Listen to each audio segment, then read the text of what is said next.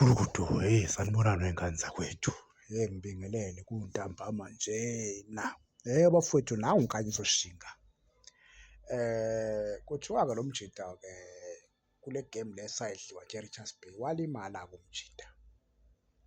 Njengoba indoda yalimala-ke kubukeka ngathi isizini yonke-ke le nje sikuyo ngeke aze abe khona noma nje ngeke asakhona ukudlala isizini yonke.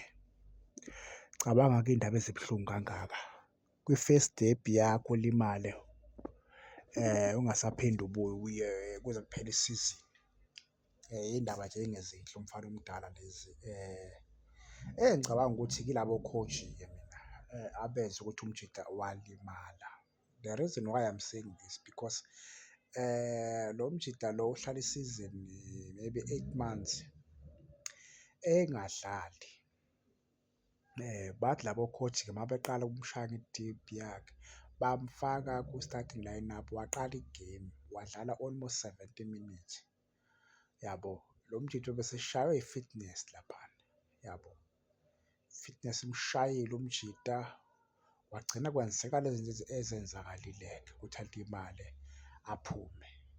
Engicabanga ukuthi o-coach bethu laba kwakumele umjida bemdlalise maybe la ko-60 bese beyamfaka-ke azodlala i-30 minutes aqale kanjalo, hhayi ukuthi umqalise egemini ekanjeyana.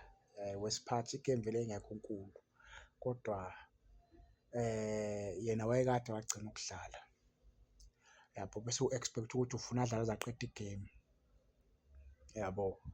So nje i-Chiefs labo noma ngingathi i-Chiefs labo coach laba ibona nje ababhedile kakhulu kule game le. Bese siphinde sibuye kulaba bafana-ke laba be-Chiefs, ya. Njengoba-ke uShinga-ke wayeshaya nje idebhi yakhe leliya viki. Ngicabanga ukuthi ngeke sisambona-ke, ngeke sisambona, simbone next season uma kwenzekile nakhona ukuthi u-coach ozoba khona uyofuna ukumsebenzisa. Uma kuwukuthi ngeke afune ukumsebenzisa-ke ngicabanga ukuthi i-Chiefs iyombolekisa or iyomriliza, ya, iyoba kanjalo ngoba umjida ngicabanga ukuthi i-Chiefs yamsayina vele nama-injury, yabo.